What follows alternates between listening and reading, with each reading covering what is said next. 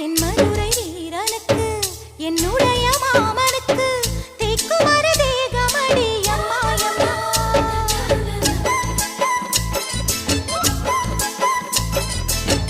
மாமன் பெற்ற பெண்ணுனக்கு மையெழுதும் கண் எதுக்கு என்னை வந்து கொல்லுதடி அம்மாயம்மா.